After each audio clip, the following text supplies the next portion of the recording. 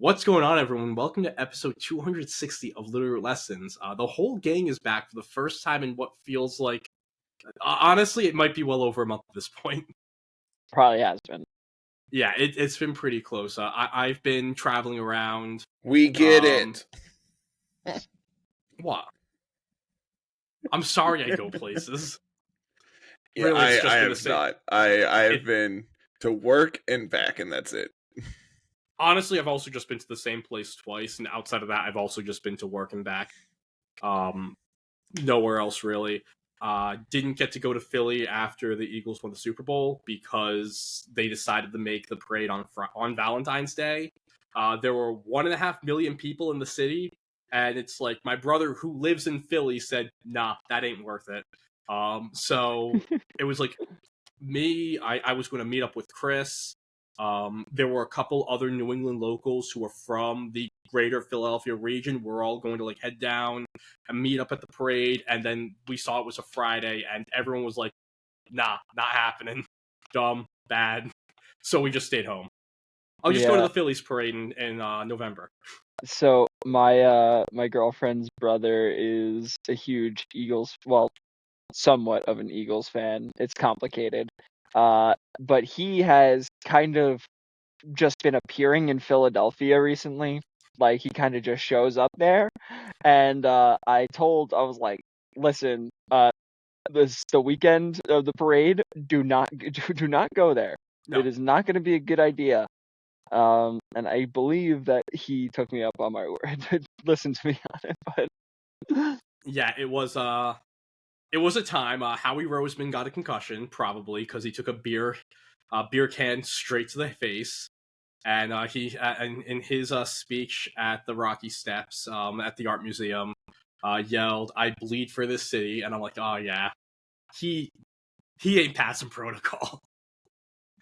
I think that's the reason why we've had to fill in a few coaching of a few coaching vacancies after the Super Bowl, and everyone's like, "Oh, why is it taking so long?" Like, I'm pretty sure because Howie can hear colors right now, and he's the one who might be the first owner with CTE. Oh, the GM, yeah.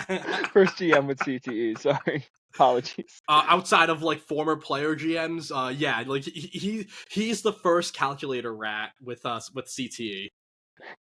We are not here to talk about my Eagles. I just wanted, first time since the Super Bowl I've been on the pod. Just want to, throw that out there. Yeah, no, we're not mentioning it. It's fine.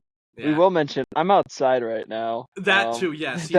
Jay is just of you. I'm just here. I got gloves on. I'm dripped out. But yeah, for those of you who only listen to the podcast, turn on the video only to like Jay. When I mean dripped out, just stunting on everyone right now. I just gotta step out and stunt. The Islanders, they don't stunt on many, but they do got incredibly good color combos. Oh my god, yeah. Which certainly allow for me to stunt in their colors on the ice, like I am right now outside, which they don't.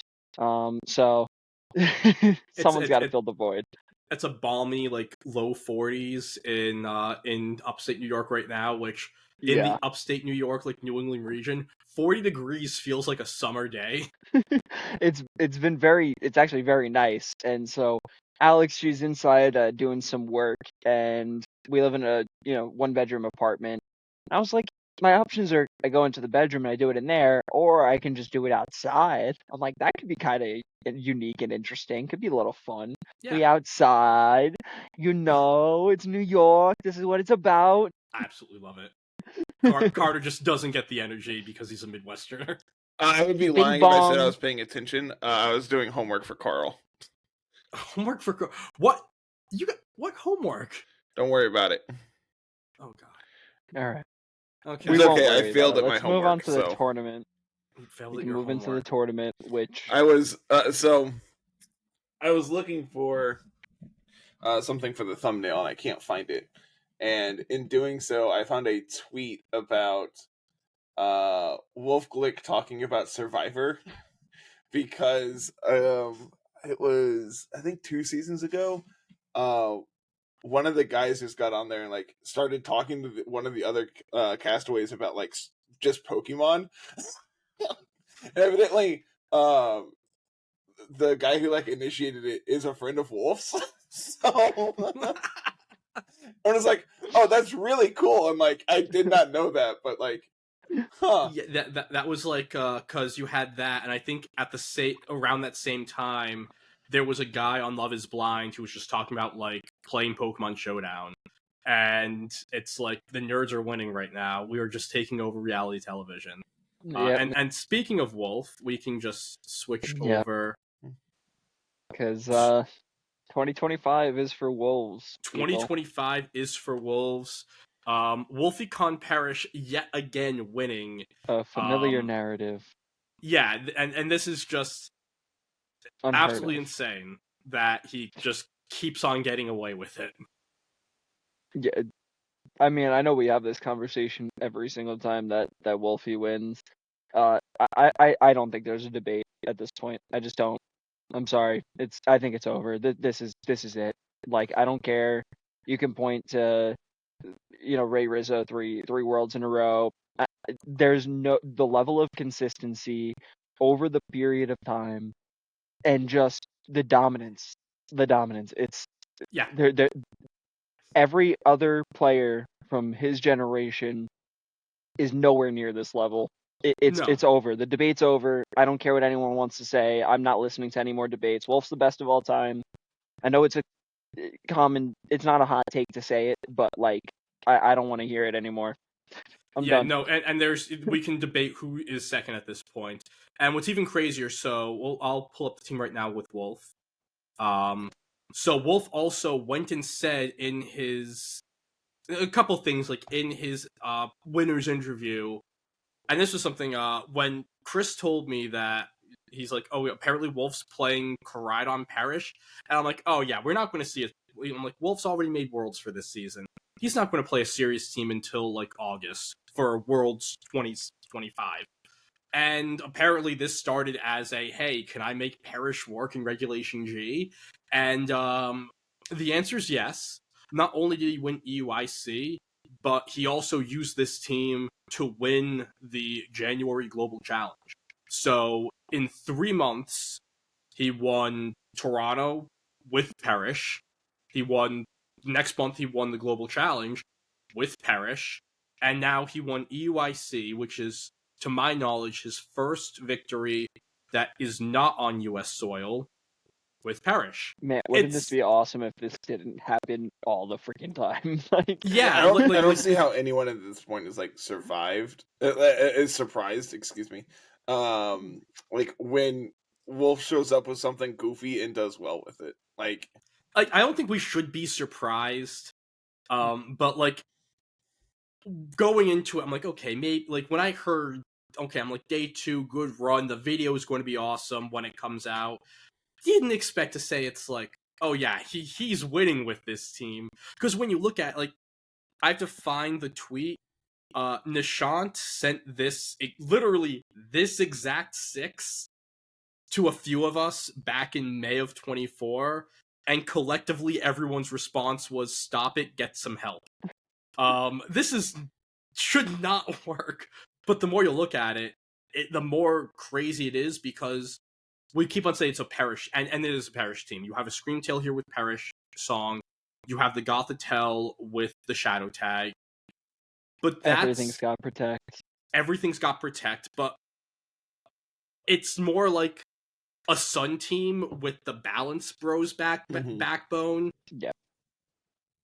Yeah, this is Parish mode. What I really like about this is a Parish song team, like a Parish Traps team that can like have fast Screamtail twice. Yeah, fast Screamtail twice, fast Flutter with the Focus Sash, and I think honestly the biggest revelation of this entire team is not that you can play Parish Song in Regulation G. It's that you can play, like, Koraidon is not a clear amulet merchant. You can use another item, and like in Wolf's like winner's interview, he said that when he was trying to test this idea, he's like, yeah, when everything got going when he realized you can just put Life Orb onto Koraidon and play close combat with it instead of collision course. The number, just the extra 20 power, and the amount of multiples that you get with the Life Orb, with your Child Compulse, your Flare Blitz with the Terrifier, like, and the Sun, of course, boosting that Flare Blitz as well. It turns Koraidon into that Miraidon level nuke that we were kind of waiting to see this Pokemon become. Like, it always felt like Koraidon was, always a few damage points short because it couldn't boost its attack power any further because it was so afraid of Incineroar with the Intimidate. And Wolf said, screw it, I'm just going to double down on this damage because not a single, especially, I'm assuming Wolf's using a Timid Fluttermane to get the speed boost. You're not getting a ton of damage outside of anything else on this team. So making your restricted the focal nuclear damage point, I think like that's the big fun ass thing with this team. Mm-hmm. It's not the Parashits that you can play Koraidon as if it was Miraidon to an extent. This feels almost like a lesson to be taken that he took like directly from Reg H with like Garchomp. That I think a lot of people were thinking about is that, early on there was the debate whether or not you put Clear Amulet on it or you just run Life Orb, and the kind of prevailing idea was that, well, the Life Orb Earthquake just is going to do so much damage, let's just ignore the Intimidate and let's just... Yeah, that's something we brought up back then too. It's just like the damage output difference between like Clear Amulet and Life Orb at -1 is not that different. Like in all actuality, like sure you are losing out on some damage, but like the difference between like Clear Amulet and Life Orb at neutral makes a huge difference. Yeah, and then you have this team where you're focused a lot on pivoting and moving your team around, so you have the opportunity to really take those Intimidate drops away, bring the Koraidon back in. This team is really cool, and while we're talking about how this all works, I think that it also needs to be said with basically every time we talk about Parastrap. I feel like I'm hitting all the same notes as every time Wolf wins. Like we talk about the same things, but this is not just a team that you can just pick up and play and it's going to be great. Like everything makes sense, but you also need to be able to position it perfectly, and think so far ahead. This was actually, it's kind of funny that this Wolf ends up winning this. I was having a conversation with Alex the other day about the difference about Wolf Glick, in because I also do that with Tiff. Kind of. And I was talking about the difference in between high level players and mid level players and stuff. And the difference is being able to see a few turns further. Mm-hmm. And Wolf is just able to see so much further than everybody else that he can plan from the start basically how every turn will go from there. And that's what you need in order to succeed with a team like this, especially in a format in this with this type of power. So and it's also did either of you get to watch his newest video that just came out? I think yesterday. I did not get to watch it yet. No. So something he talked about in it is, so the video is he played a tournament with 6 starters, right? And the team itself was actually really cool. Obviously, it's Ensign Rillaboom, but it's also just a pledge team based on Contrary Superior and Blaziken with Primarina and Skeledirge. Mind you, this is in the last format, so you could actually have fun and do something good in this format. But one of the things he talked about is how he wants to play a fast, hard-hitting game, and just how he wants to be able to come out and just take over the game immediately by doing as much damage as he possibly can, right? And it really spoke to me watching that video, just how much better he is at playing something like this than I am. It's because there's multiple points where he's just I'm really far behind in this game. I don't know exactly what my line is to get from here to a win, and then he's just sitting there talking about lines and stuff. I'm just man, I feel like I could have gotten there eventually, but like for him to just like rattle this off in like 30 seconds while picking moves is a different level of like talent. And I also think, like, with this team specifically, it's understanding what modes to go into. For finals, Wolf did not bring Screamtail or Gothitelle once. He did not play the Perish mode. He played the full Sun mode, and he was like, I'm going to win with Koraidon, I'm going to win with Fluttermane, I'm going to win with Amoonguss and Incineroar. Incineroar, which, for NAIC, the NAIC giveaway is 1000% going to be Wolf's Incineroar. Because, like, it was the last Pokemon standing in Game 3. Incineroar got the win. Dude, I really hope that's the case, because it's, like, how much he hates this Pokemon. Yeah. And their Twitter has been leaning into it, like, crazy. So, dude, He was talking about wanting, like, a Caloric Shadow plushie or something, and then the official Pokemon Twitter posts an Incineroar hand plushie holding on to the plushie he was looking for. Like, we got one for you, they said. And he goes, what the heck? Yeah, no, it's going to happen. And also, just, like, going back, if I'm not mistaken, the last time we've gotten any sort of, like, Incineroar giveaway was back in, like, 2017-ish with Ultra Sun and Ultra Moon. Whenever Intimidate Incineroar became officially available, that's also the last time we've gotten any sort of Incineroar giveaway. Like, they might have given away a Litten at some point past then, but it's also, like, fitting for that to be the Pokemon that they give away. Terabug, too, of all things. Yeah. Oh my gosh. I think this is just... It's just a great story. At this point, I don't know how you can pick anyone not named Wolf Glick to win Worlds. It's a very difficult game to play. I could tell you how. Because he never does well at Worlds. Well, Except for he that one does, time. Except those hasn't times done- that he did. Except that one time. But it that is one like time.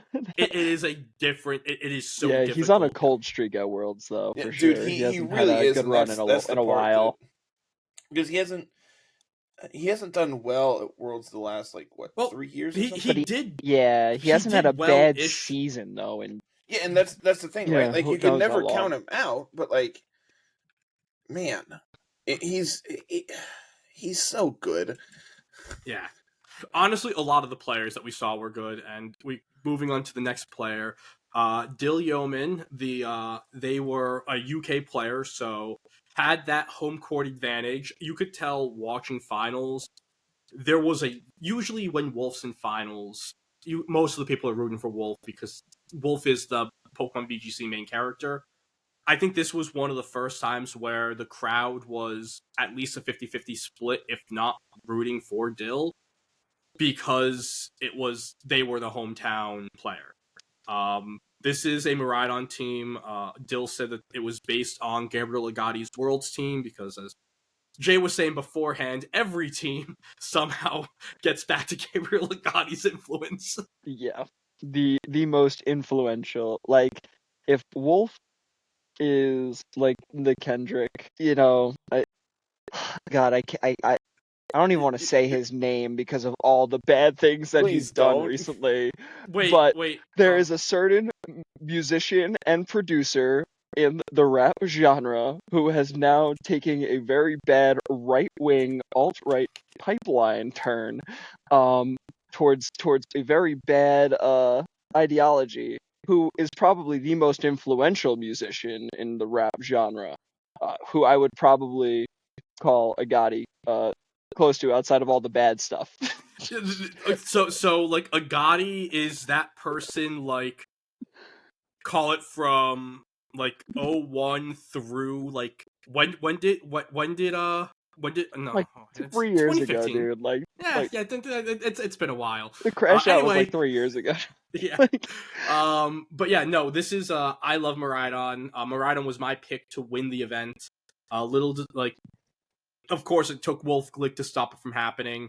What's really interesting with this matchup is Wolf actually thought that this was a bad matchup for him. This specific Miraidon team, Marcus and Aaron, like Wolf's and Marcus and Aaron tested the matchup beforehand, and they were like, "Yeah, you kind of just have to play out of your mind or you're going to get stomped. And game 1, Dill fucking stomped him. There are so many insane pieces specifically into like a perish sort of team. Between the pivot moves on the Miraidon and specifically U-turn on Incineroar, the Terra Ghost and Iron Treads, and the Self-Roar on Fergaraf, there are so many ways to just stop the Perish from actually getting going, which is to an extent why Wolf didn't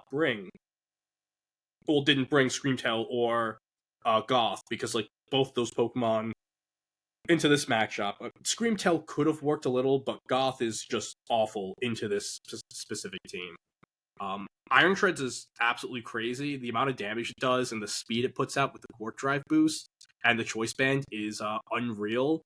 I love it with Steel Roller, because what you're able to do is you can go like lead the Miraidon Treads, Volt Switch your Miraidon out, then Steel Roller to have this like stab 120 base power move that does kill your terrain, but then you can just reset it with the Miraidon right after. Yeah. It's just not a problem because he'll just do it again. Yep. Yeah, I feel like as we talk about these two teams, a big trend is pivot moves and the use of them. I mean, like being able to pivot and get your mode set back up is obviously very, very important in this format. And each of these teams have so many ways for you to kind of take advantage of it. The resetting of the terrain is obviously also a really big thing, because you're going to get basically you'll have one turn without it, and then you're going to get the Miraidon back in sooner or later, and then you have another fresh 5 turns. So it gives you a lot of time with that terrain, which is obviously a key factor around this team with the Electric Seed and the double Quark Drive.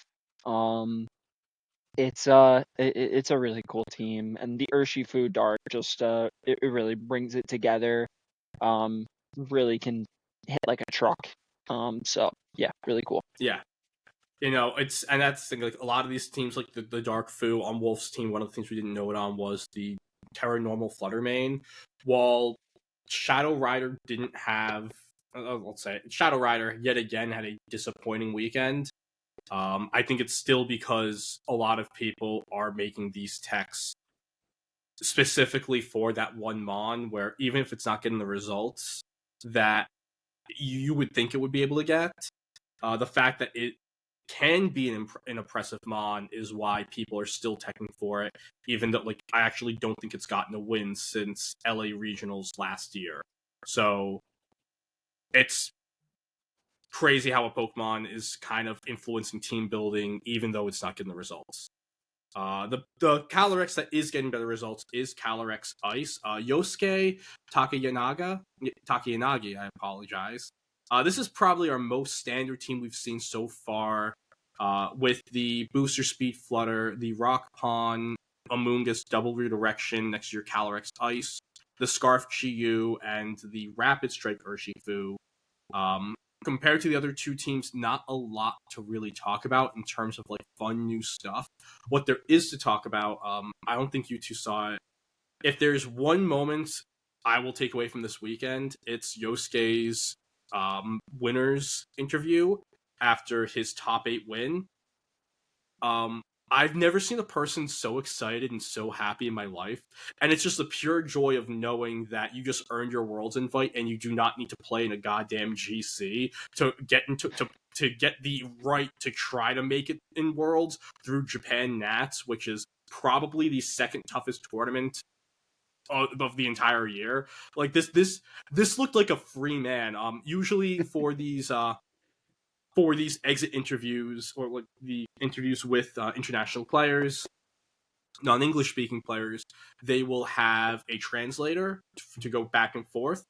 Yosuke just spoke in English, and to sum it up, all he yelled was, "I love my Ogerpon. She's so good. She got the crit. She's great. I'm so happy. I love everything." Like it was the most. That's so like genuinely good too. Yeah, it was just Ogerpon Cornerstone making people happy since 2024. Yesterday. Yeah. All time. No, Forever, yep. man. No, absolutely. Ogre Pond Cornerstone has made me happy plenty of times. Okay, I have said the same things as Word Yosuke. for word, I've heard him. Yeah. I like quite literally probably after my UDL finals match with it, I was like, Ogre Pond, I love my Ogre Pond. She is so great. She's the best. I love her. Yeah, it was. I think it was easily my favorite moment. Kind of wished, like, as amazing as Dill was, and as amazing as they played, I would have loved to see Yosuke in the finals. Like, have Wolf up against one of these top end Japanese players. In the finals, that would have been really cool. But yeah, like, this is one of the nice things with the new format where Japanese players can earn these invites through the Western regionals and internationals. So, like, congratulations, Yosuke. You're the first Japanese player to qualify for Worlds outside of, like, people who got their invites via Worlds last year. And you don't need to play best of one until, like next September. You're free. Yeah, and mad respect for the Flutter You Cornerstone combo. That is, Oh, yeah. that is Absolutely. truly just like my favorite, just my bread and butter. This team is very, like, J-coded. Yeah, It really is. I actually saw it and I was like, if I decided to play again, like, this is what I would play. If I ever did, unretire, this is my team. Yeah, this would be what I would play right now. Yeah. Fourth place, Terran Birdie, the last person who earned their Worlds invite. For those of you who are unaware or forgot, at internationals, it is the top 4 players who get invites, which also means that Wolf sniped an invite from someone because they don't pass the invites down, which kind of sucks. I did not know that. Yeah, they don't. So fifth place, who we'll talk about in a moment, Gavin Michaels, did not get an auto invite passed down to him. So yeah, it's if you already have your auto invite and you get in another auto invite spot, you steal that spot. So is what it is. Well, yeah, Gavin Michaels, notoriously a guy who needs a free spot passed to him. Yeah, exactly. Definitely has never won anything before. Definitely has never won at this level before either. Yeah, no. But good for Taryn. Taryn, I believe, is another UK player. Yes, Taryn's another UK player, so another hometown player getting the win. This is just the Arubega Miraidon team that we saw do well at One World. It won our first event here in Reg G Part 2. Not much to say besides this is a really good team. It's still a really good team. And I think the craziest part of this is the team that won Worlds. We knew it was good. And even with everyone having, like, you have to have lines in this team, it just doesn't matter. Personally, I think it's probably, like, in the right player's hands, it is the best team to play, because I feel like you can just have answers into everything, and it's a team that does allow you to flat out player diff. And Terran definitely player diffed a lot of people to get to this point, with them earning their Worlds invite. I wanted to note, I just think it's cool. I know this is the Jarabelli team from Worlds, but I didn't remember that it was Surging Strike's Aquajet taunt. Like, a lot of them run the Surging Strike's close combat taunt, and they'll, like, leave the Aquajet. So I think that's Aquajet. was That's Yosuke's? something we haven't seen in. That might. I think was that Yosuke's actually you're close right. combat? I think that might be, like, Yosuke's a was little definitely change. taunts. Could you click back for me, good sir, and check Yosuke's? Yosuke. Well, yeah. So Yosuke was taunt, close combat, Surging Strike, Stellar. While Terran, as we see here, is the taunt Aquajet, Surging Strikes with Terror Water. And that is a nice thing where with both the Terror Water and the Mystic Water, you're always getting these massive damage boosts regardless of what attack you click for damage. So that is, like, a nice little tweak to the team. Yeah, so why not put a priority move on there in case you're in a tough situation? I love it, and I think that the taunt is a really great direction for the Urshifu to go. I think it gives it a lot of value and gives you also an option to play around Raging Bolt, around Thunderclap, which is always important, especially when you're running this Terra Water, Mystic Water. You're not taking a thunderclap from Raging Bolt. Like that's something you got to just, especially with the electric terrain up, like that's something you got to just play around. Yeah, it's because I think it's like there is a calc. I believe it's like 28 HP, 68 special defense. You can live the main spread for Raging Bolt is 100 modest. And so with 28 HP, 68 special defense, you can calc your Urshifu to live that. If you're giving their Raging Bolt a 50% terrain boost, or whatever the terrain boost is on top of it, throw that calc out the window. Yeah, that's also not encountering like booster energy or life orb. That's life probably orb. for the calm minds. That's more than likely the Terra Electric that it likes to run as well. Yeah. Occasionally so having that taunt is obviously a very helpful. There's the Armor Tail as well from the Farigiraf, but you're not always going to have that, in your matchups. So having the extra way to play around it, I think, is really cool. And it also gives you a really great option into Amoonguss, which you would struggle with typically. We've seen stuff... more than a few Urshifu Amoonguss final bouts. So yeah, we have. Normally doesn't end well for the Urshifu either. Moving on to a team that has both Amoonguss and Urshifu. This is Gavin Michaels, finishing in 5th place.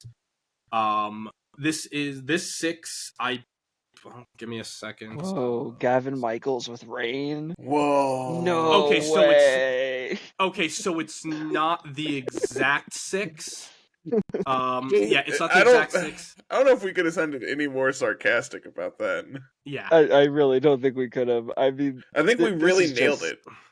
This is truly Gavin Michaels' bread and butter, and if you're out here begging for that to be passed down to him, like he isn't gonna go and do this in a couple weeks' time and probably, top 2 or win one of these in the near future. It's the guy who was literally carrying Pelipper for all of those months in regulations like ABC when everyone was like, no, Pelipper's bad. Besides me, I thought it was kind of decent. Like, Gavin Michaels was the reason why I thought it was decent, and why I knew if I tried it, it wouldn't be as good. Yeah, speaking of, I actually, a couple weeks ago, I had clipped out of one of Wolfie's videos him calling Pelipper bad, and I meant to send it to you to like rub it in your face, be like, yeah, look, here he is. But Gavin Michaels really changed the outlook on Pelipper, and who knows if it would have had the same level of success if it weren't for his OCIC team back in Reg CB. It was like B or C. It was a long time ago.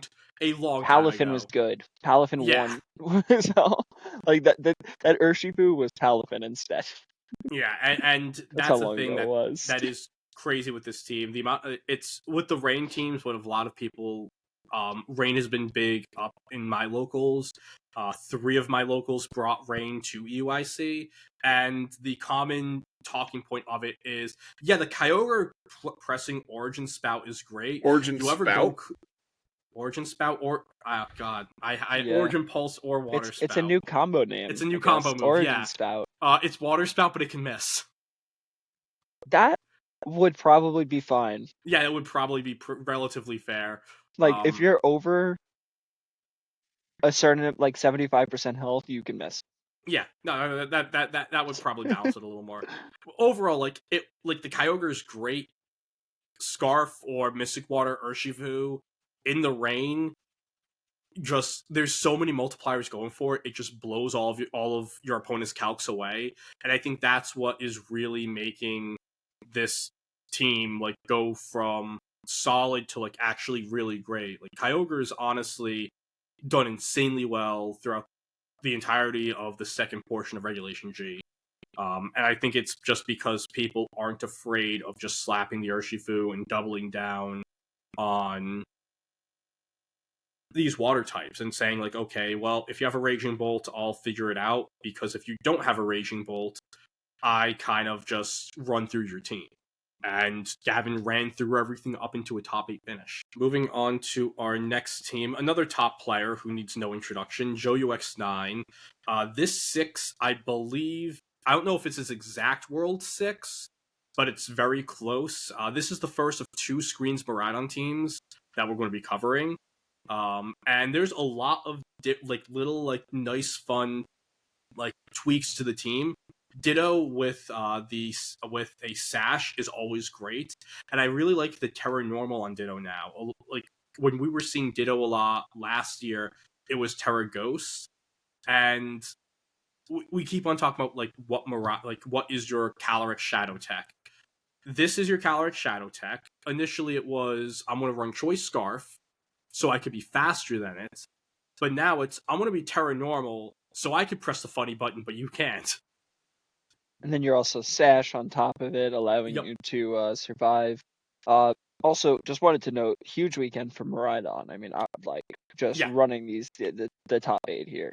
Yeah, this is our third Miraidon team. Yeah. We have one more to cover. And the other really big crazy thing weekend. is all of these Miraidons so far Specs. have been relatively different teams. We've talked a lot in general about where is Miraidon going to go from the Arubega version, that one world. And we already talked about that, but we saw a version with Iron Shreds. We're seeing this first version with screens now. And there's a lot of setup on this team as well. You have both Quiver Dance Volcarona and another Pokemon like that we haven't seen in a while is a Swords Dance Urshifu. Like, that was something that was a Regulation D tech from Worlds in Tokyo 2 years ago that just completely fell off, and we're seeing it yet again here with Joe. Yeah, I think it's also important to note that all the copies of the Miraidon, they're all choice specs. I feel like towards the beginning of the format, it was a lot more Assault Fest. So that's Miraidon is showing us exactly where it's going. I mean, they're all Terra Fairy, they're all the same moves. It's all choice specs. Just the teams around it are very diverse. I like this Terra Poison Swords Dance Urshifu a ton. I think that it gives you a ton of value, especially when you're putting it with a Screen Scrim Snarl with Thunder Wave and Speed Control. The Quiver Dance Volcarona obviously can be very, very dangerous. This team is really, really cool. Yeah, I will say I don't know specifically for Joe's Miraidon, but I actually do know this 100% for Grants, that this is also like Miraidons that these Miraidons do have a lot more bulk invest. They're on the slower side. I saw there was a Japanese player, I believe it was, I'm trying to find it, might be Ko Tsukide, who came in 18th place. He ran the Arubega 6, except he, instead of running max speed on his Miraidon, he ran max HP. So, like, one of the things with the Miraidons is that they're actually getting a little slower. Grant's was a little slower, so Grant is one of the New England locals.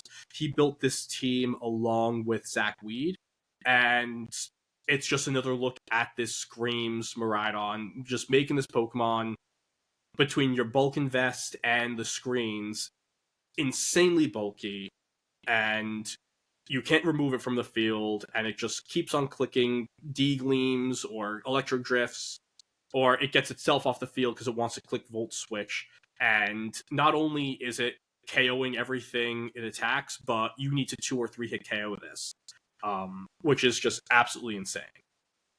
The other changes compared to Joe's team is that Grant still stuck with the Fergaraf to add a Helping Hand and a Trick Room variant to the team. And instead of going with the Sword Stance, he went with the Urshifu Rapid Strike with a Choice Band. And also Jay's favorite Pokemon to just shove in my face. There's an Entei here. This one has Life Orb.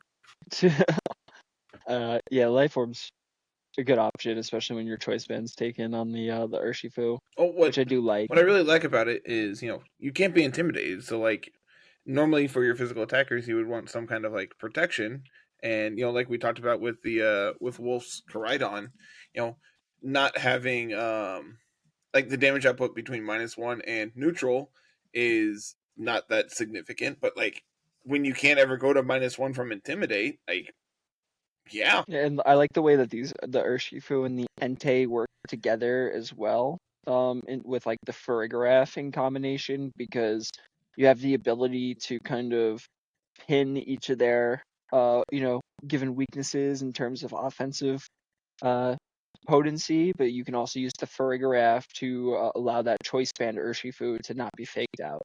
When you were Yeah. mentioning before about like how the Miraidon was running less speed too, that reminded me a lot of like the Calyrex Shadow that Montana Mott was kind of popularized towards the end of the format last time, where they Full gave bulk. way for a lot of speed, all their speed just about, because Miraidon 135 base speed still really really good. Off no like very low speed investment.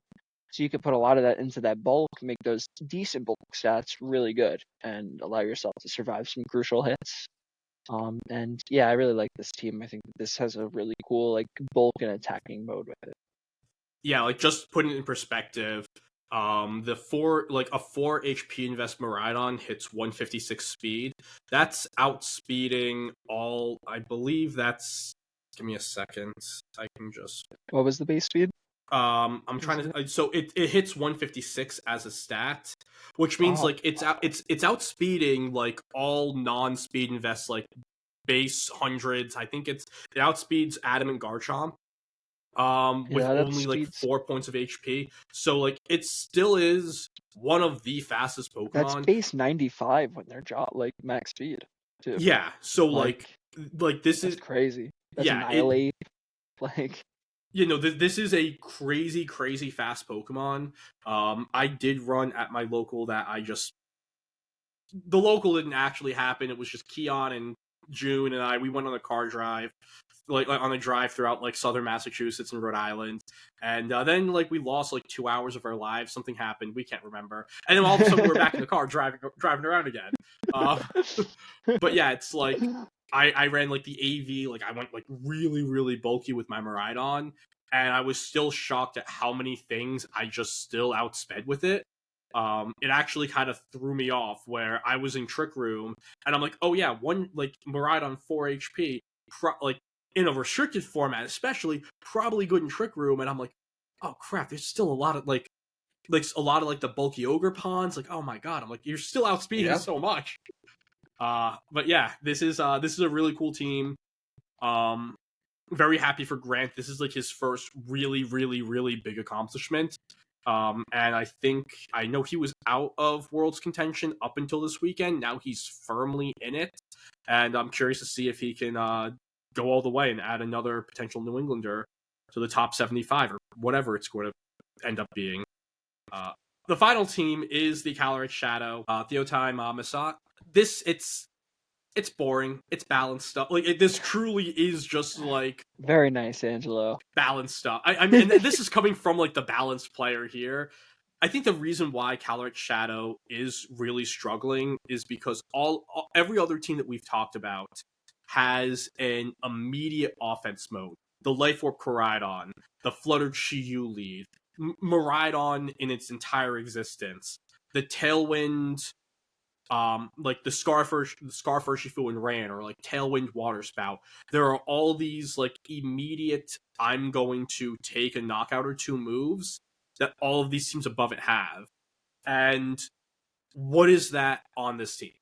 What is the immediate turn one off? Like the closest you can get, I think, is Urshifu Rillaboom, or like having Peli Urshifu to have the rain to boost your surging strikes. That sounds like it does a lot of damage. It does, but like compared to the others, and you aren't as fast because you're Mystic Water Urshifu, you aren't Scarf Urshifu. So against a Miraidon, as we just discussed, if this isn't Jolly Urshifu, the slowest Miraidon on the planet still outspeeds you and one-shots you. Like, that's... When you get this team going, when you get the +2 on the Calm Mind with the Calyrex, yeah, you're in trouble, but getting there in the pace of play of this format, getting there is really difficult. I think that's why maybe in Vancouver in 2 weeks, if we do see a Calyrex Shadow do well, it's not going to be on a team that looks like this. It's going to be on a team with like Tornadus and like Ogerpon as an offensive redirection mon, along with Clefairy, and it's more of an offensive piece.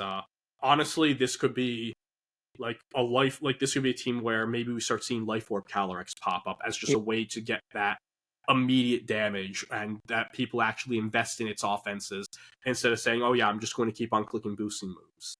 Because I'm gonna guess that it's gonna be specs expanding force, like Psy spam. I actually why the hell think it's the not? time. I think it's got the time. Adrian Hurley is running like his Dozo Wheezing CSR, and yeah, it's Specs Calyrex with Indeedee, and that's actually threatening turn one because he's like, yeah, I could click follow me, or I can just click helping hand and do like helping hand Specs expanding force or helping hand Specs Astral Barrage. That's a shit ton of damage. Like that is your threat right there that you have to mark the second you see it when you look at the open team sheet.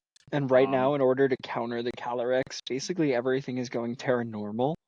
So having that extremely strong psychic option when like your one answer in terms of like dark types on most of these teams is they have an Incineroar. That psychic damage for the most part otherwise is pretty unchecked. Just going through the teams, like looking at Gavin Michaels' team, E-Force hits half of the team super effective. Yes, he has the Qian Pao. Grimmsnarl too, right? No, not Gavin's, but yeah, Grimmsnarl's another one that's popping up here. But even then, it only has foul play. So if you can just commit your Terra to call it Terra Dark or something, or Terra Fairy, to just have a defensive Terra, and it's like, okay, yeah, like Gavin's team specifically, Gavin goes and he's only running Sucker Punch's dark coverage. So sure, you can't hit the Champao, but they can only hit you with Icicle Crash since you have your terrain control. Like, a lot of these teams don't like taking Psychic coverage. I think that's also why we saw Fergaraf do super well this weekend, because it is, even if you weren't investing in it, Fergaraf has a really solid special attack stat. I believe it is, I can actually just pull it up.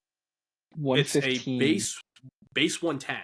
Dang it, I was so close. Disappointed. I also was wrong before about 156. 156 is base 90 because Urshifu's 93 and is like 161. That sounds correct, yes. But still, it's like you're usually right there. 163, yeah, I think actually. Sorry, guys. But yeah, that's why I just... Yeah, we get paid? You don't. You make too much. No, I don't.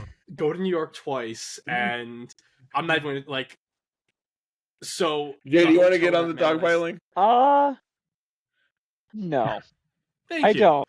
Thank you. Not today, for whatever reason. I'm feeling... I will say that, like, the hotel, because we used credit card points from, like, all of the stuff that we paid for the wedding to get the hotel room, and Amanda, I think, like, since we used points, like, they thought we were rich, and so, like, we got a room upgrade, we got, like, 2 days of comped drinks, and, like, her and I, we're, like, looking at each other the entire time, we're like, what the fuck is going on? We're like, we just wanted a place to sleep that was close, that was, like, Here's the thing, Angelo. You shouldn't tell me these things. I thought I already said. No, you hadn't.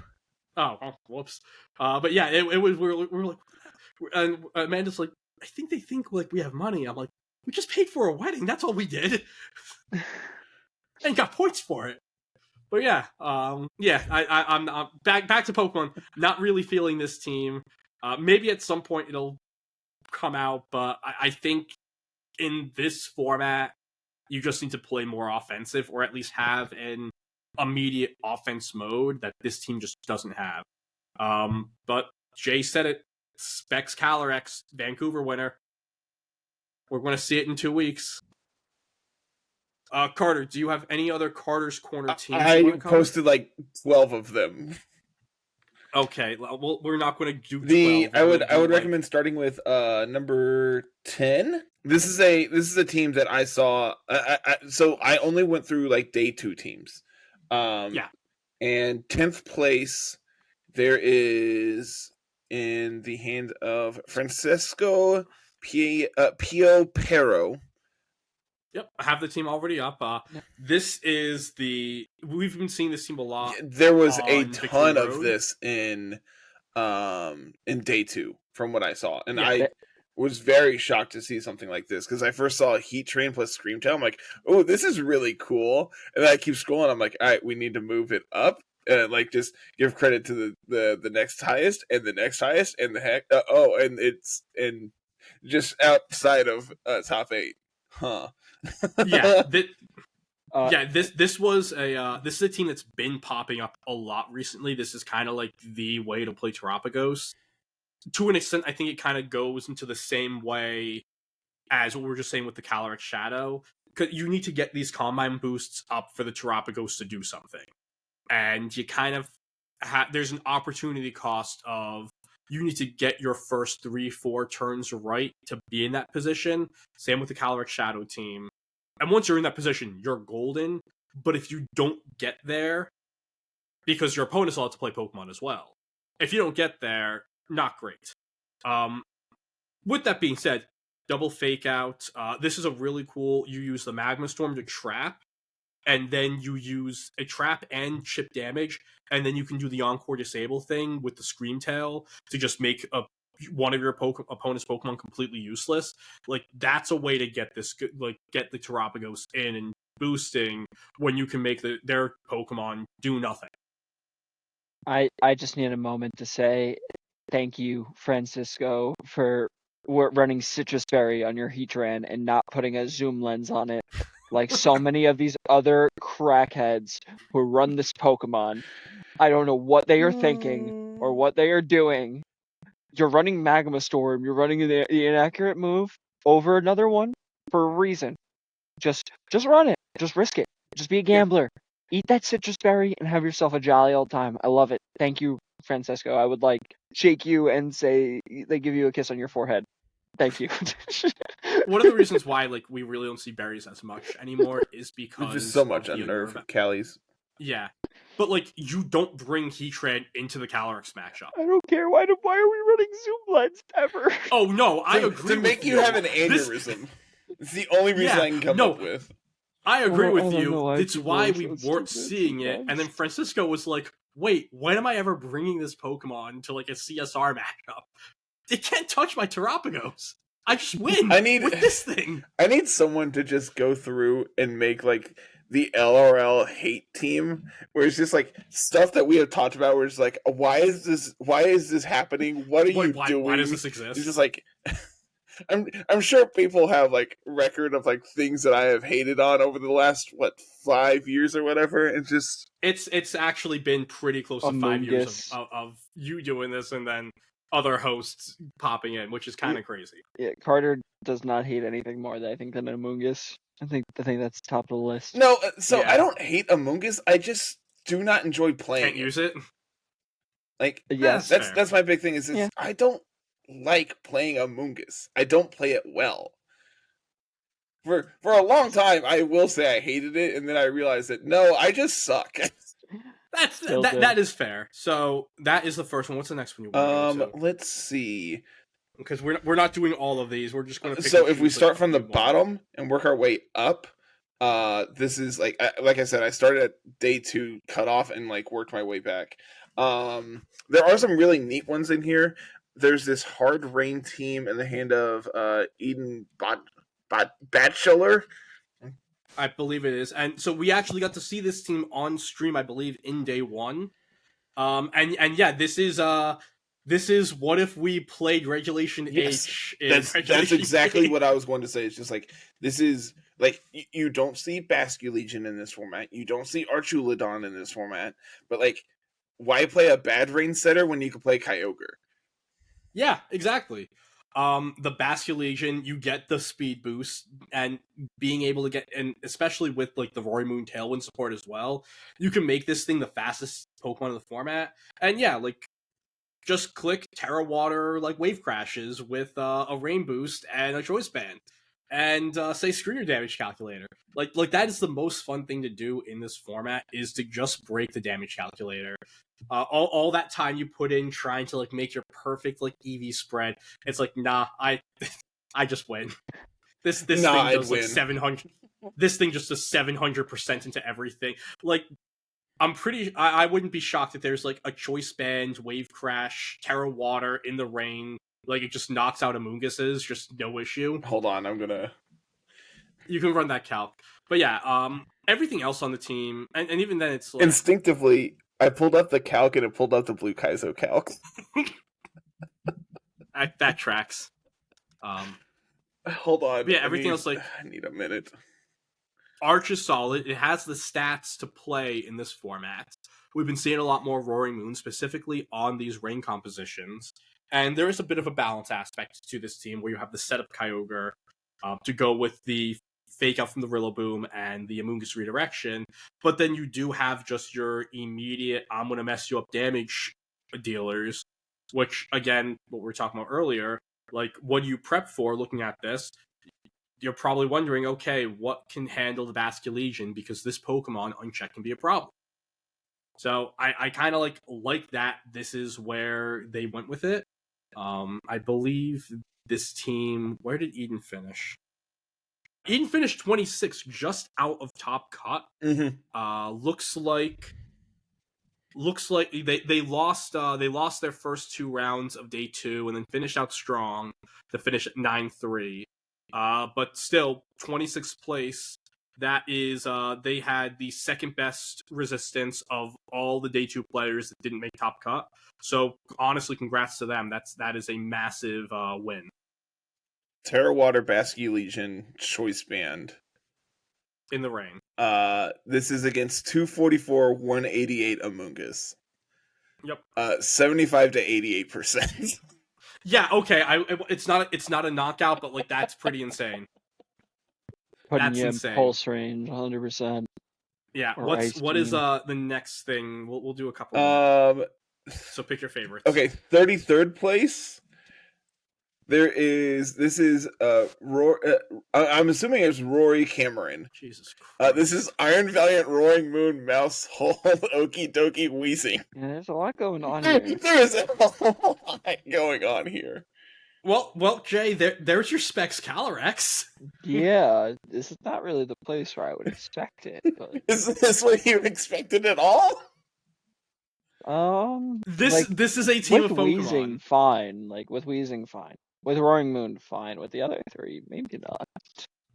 Like, okay, but like, I mean, it kind of all makes sense, right? Like, I mean, Friend Guard plus Calyrex is like something we're seeing. Like it, had a good showing here. Weezing plus Calyrex is something we've seen. Weezing Roaring Moon also makes sense. Like Okie Dokie is like your instant counter. So like, there's a lot of things that really make sense here. Yeah, Okie Dokie the instant counter, Iron Valiant as your quasi. Yeah, this is just like your like Miraidon counter. It's your yeah. So like, I mean, coaching on Roaring Moon or Okie Dokie is gonna do a ton of damage. The faint Maushold makes a lot of sense here too, because like, well, you can't protect in front of me because I'm just gonna punch you. There's a lot of things I really like about this team. It seems like on paper this is just a hodgepodge of Pokemon, but like when you actually like look at the details, this seems really like well structured and well put together. Yeah, this is a team that definitely had a lot of time in the cooking stages. Someone was in the kitchen for a while. Here's where I'm at. Hit me. Okay. All the things that you just described as working well for this team kind of happens to be around their abilities. So what is the Weezing necessarily doing here? Okay, but like, so I will say this: I think Weezing is really good into the Miraidon because it shuts the ability off. But we have like the Valiant for that. It also right? doesn't like, kind of. Yeah, it also doesn't shut off the Calyrex. I mean, you could be in a situation where... it's not shutting off Calyrex. It's not shutting off Roaring Moon. No, it's shutting off Roaring Moon and Iron Valiant. Does it? Yeah, yes, it does. It was apparently neutralizing gas not affecting the past and future Paradox Mons was an accident, and they patched it, which is why in Regulation E you saw those Roaring Moon Weezing teams for like the first month, and then they all disappeared because they fixed the game by removing something that was actually cool and fun. That was the mistake that they patched. Not like, you know... Yeah, like with the wheezing, I understand it on the other Calyrex teams that we see with like the Dozo, the 222 stuff, because it's there to, you know, set the toxic spikes and to do, you know, like the poison stuff. And, you know, it helps to improve the Calyrex, I guess, you know, in that early stage, and then let the Dozo do its job later on. But like here, I don't know. I think that it wouldn't feel like such a hodgepodge. I think if the wheezing was in here, I think that makes it feel like a much weirder team. And maybe that's just what they were going for, and that's fine. I respect that. But like, I can't help but feel like something like an Incineroar or something like, you know, like a real just, Pokemon? It's something that it doesn't actively take away from a lot of the things. Like, what in this outside of Calyrex are you like saying, yeah, I want to pair Weezing with? Like, nothing. You're taking away a lot of really good things from each Pokemon. You know, maybe the Valiant sometimes. I don't know. Feels a little off, but it's obviously, you know, really good run Yeah, from them. 33rd And place.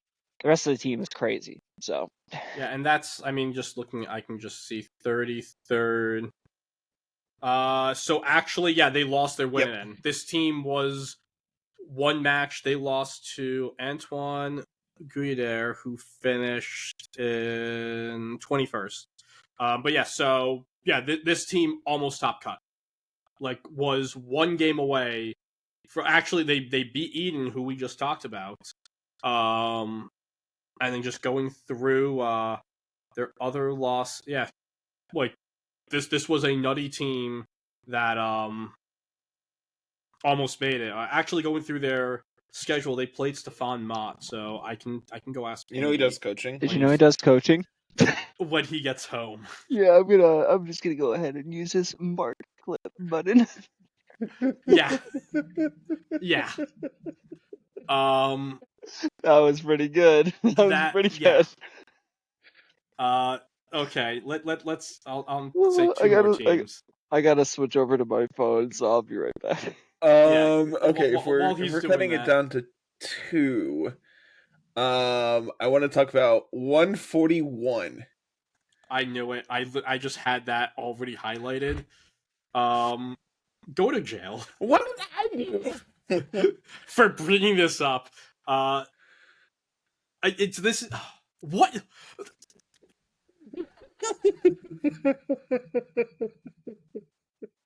Oh, that's cool. Okay. I'm back. Are you? I'm back. Because no, not at all. So this is okay. So the thing here is you have the Symbiosis Oranguru with the Miraidon. The Miraidon's electric seed goes off, and then it gets a Covert Cloak from the Oranguru. That makes sense. That makes sense up until you say Covert Cloak. Yeah, why wouldn't we just pass protect? Like a life why don't you, or like specs? Yeah, literally, like pass an item, pass a real item.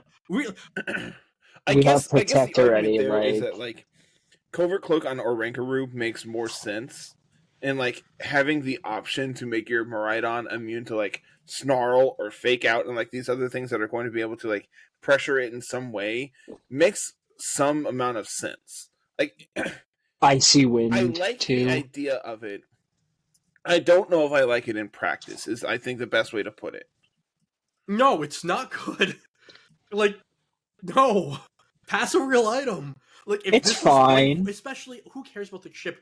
You are running Calm Mind Parabolic Charge. Now, for those of you who do not know how Parabolic Charge works, it is a move. It's like a weaker discharge that will heal your Miraidon. So with the bulk of that you're getting from your Calm Mind, between Calm Mind and your Electric Seed, you're actually fairly bulky. So like having having that recovery makes sense. Like, but you're doing no damage, which is why you have Calm Mind. I guess is the idea, right? Like, but even then, it's like Parabolic Charge is only a base 65 move, and it's spread. And the other issue is outside of the Terra ground on the Oranguru, none of these other Pokemon are able to absorb it. Now, if this Thundurus was a Thunderisterian with Volt Absorb, that could have now worked better. we're clapping, right? Like, yeah, like, I mean, you're not, but like I can at least like see it where you're clicking Dragon Pulse as your main attacking move in the grand scheme of things, and it's like you're clicking Dragon Pulse in the format where a ton of Pokemon are running Terra Fairy. You have a ton of Flutter Mane, and that, to an extent, that is why you see the Sludge Bomb on Thundurus and the Gigaton Hammer. Tinkaton, we'll get to that later. I'm so excited for it. But, like, outside of those two moves, you really can't punish fairy types. Like, a well-played Flutter Mane with, like, redirection, like, literally, like, Flutter Mane Amoonguss just sits on this team and just demolishes it. Because, as we've discussed, there is no immediate damage coming from this team. None of these Pokemon are scary offensive Pokemon. Like, Tinkaton has, like, no attack stat. Like, the Gigaton Hammer is fake.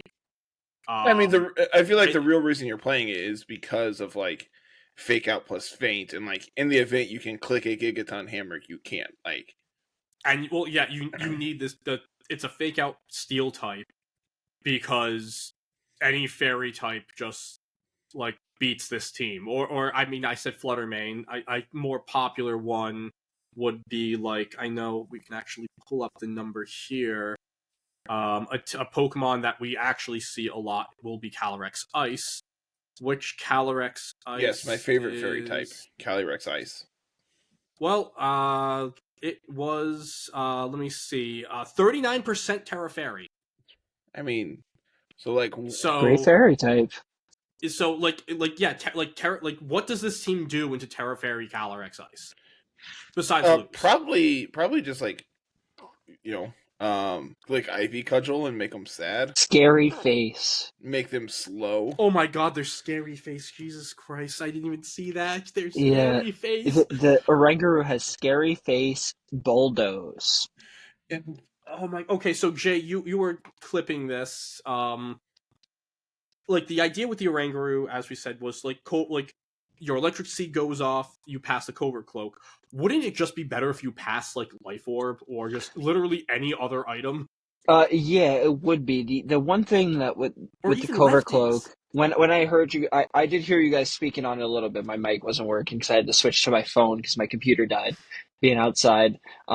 Icy Wind is very prevalent in the format on, like, Flutter Manes and stuff. Yeah, you're right.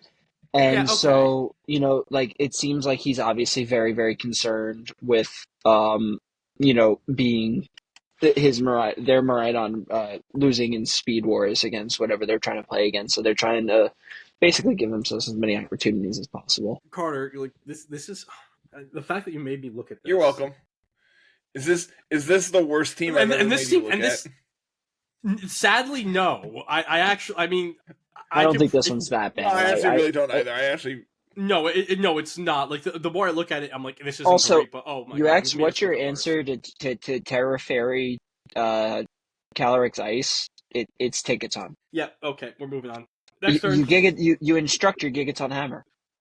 Oh my god, you can instruct... Why are we not talking about this? Like, why are we because I don't that? know how Gigaton Hammer works, because I never clicked in my life.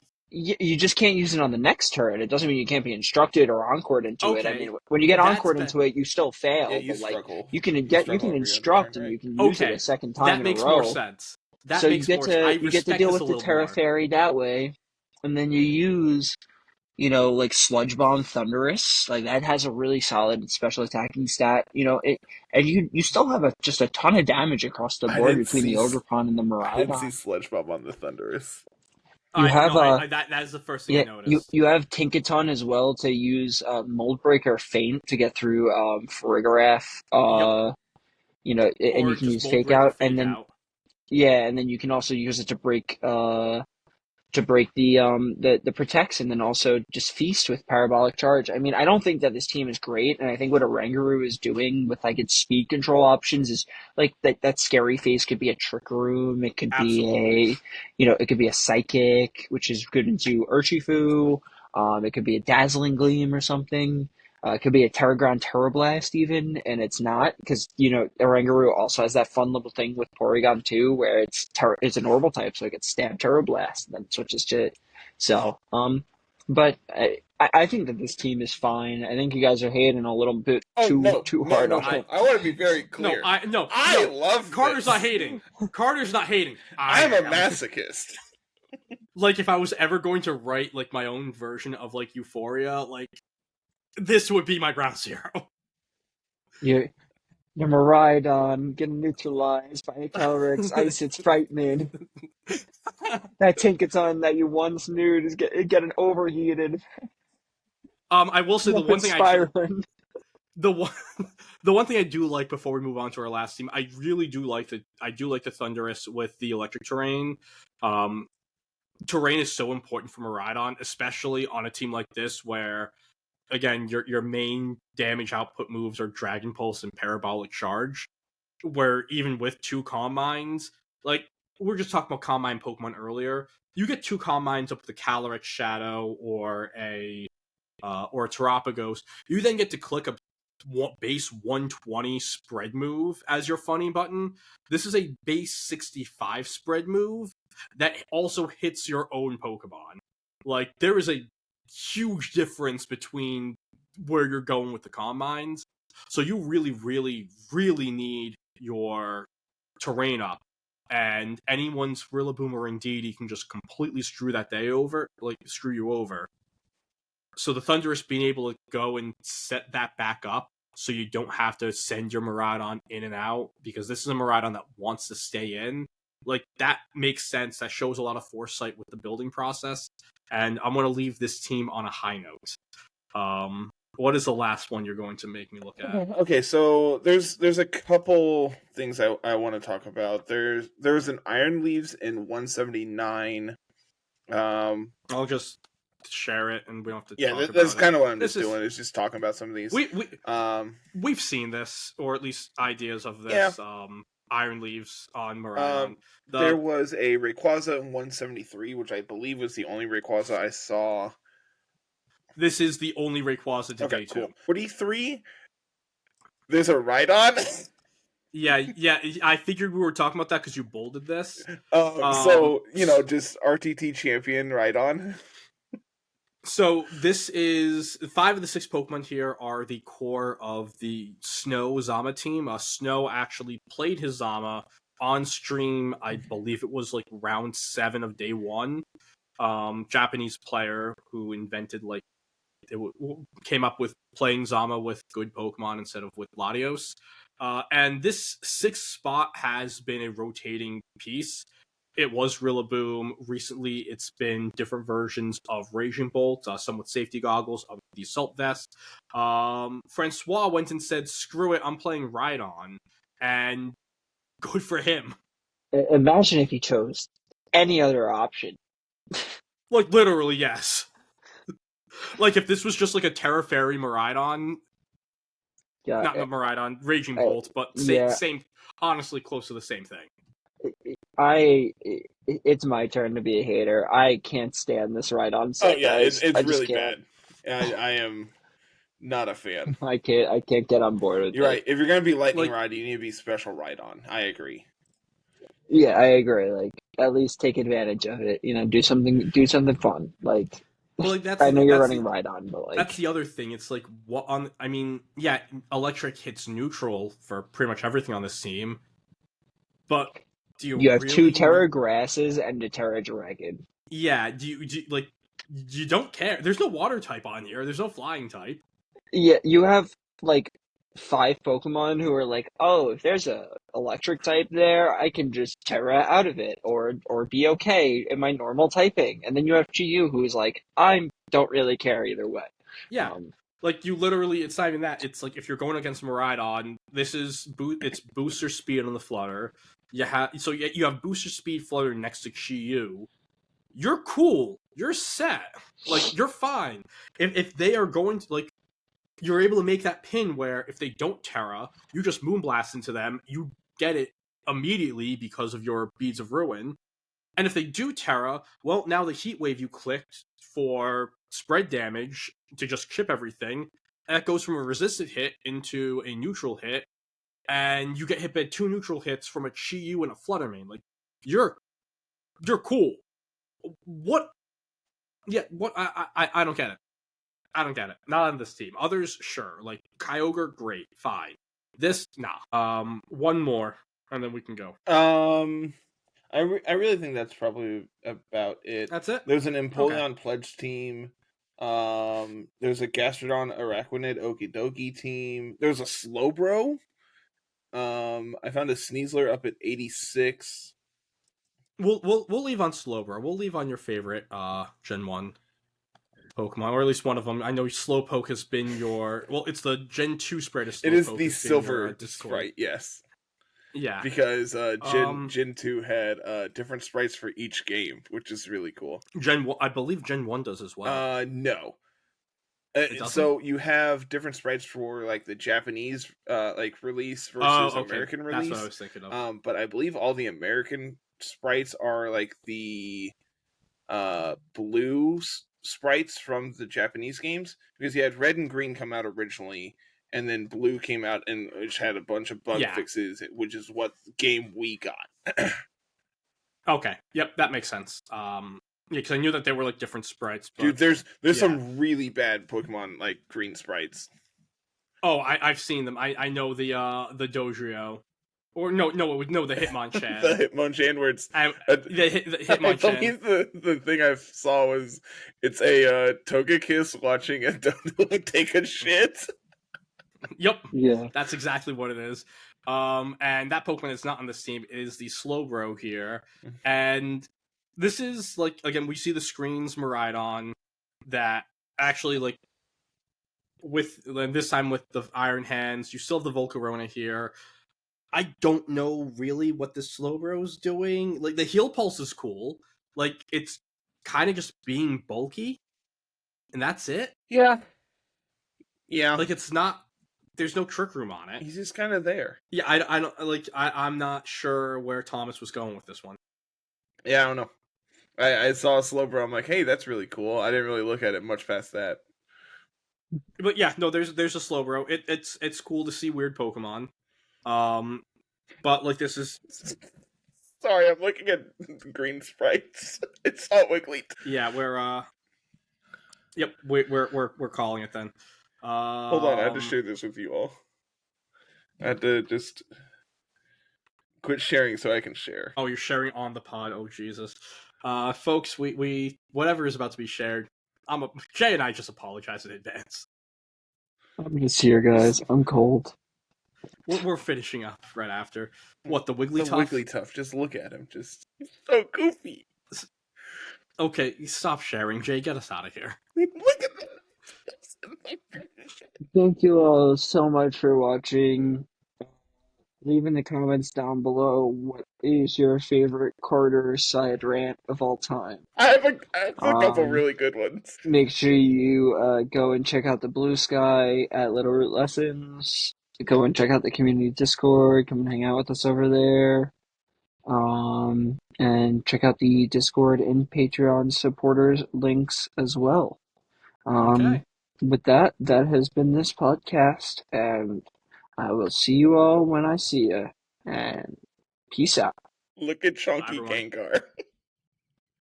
Okay, now we're leaving. Bye.